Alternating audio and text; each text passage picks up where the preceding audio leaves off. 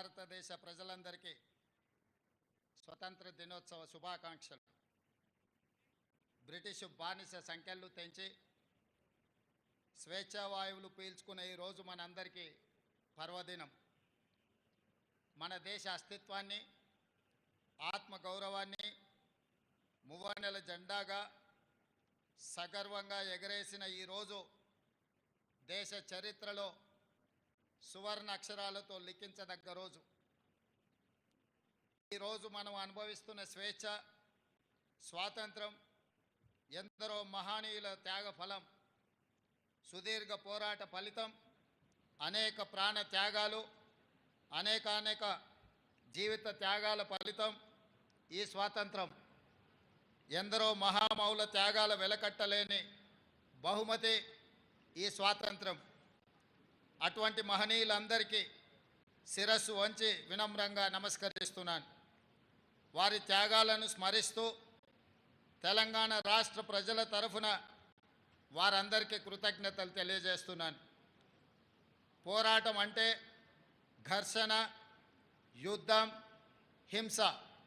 కానీ ప్రపంచ చరిత్రలోనే ఆయుధం లేని యుద్ధాన్ని మన స్వతంత్ర పోరాటం, అహింసనే ఆయుధంగా మలిచి చేసిన మహాసంగ్రామం మన స్వతంత్ర సంగ్రామం.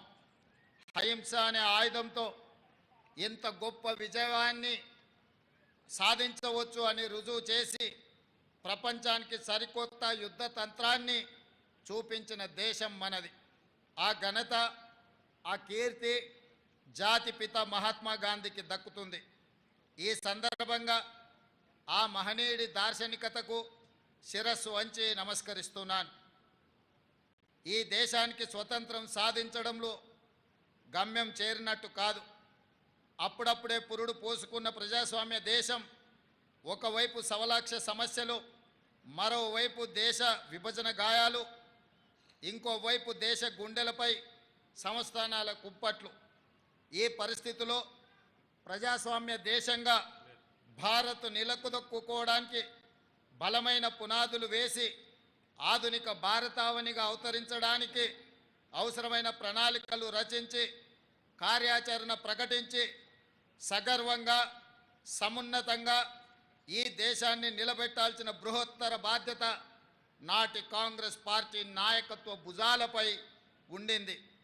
అజాగ్రత్తగా ఉన్న, అలసత్వం వహించిన, రాజనీతి లోపించిన, దూరదృష్టి కొరవడిన నేడు మనం ఉన్న ఈ భారతదేశం ఒక కలగానే మిగిలిపోయేది. శతాబ్దాల దోపిడీ, అణిచివేతల తరువాత స్వతంత్రానంతరం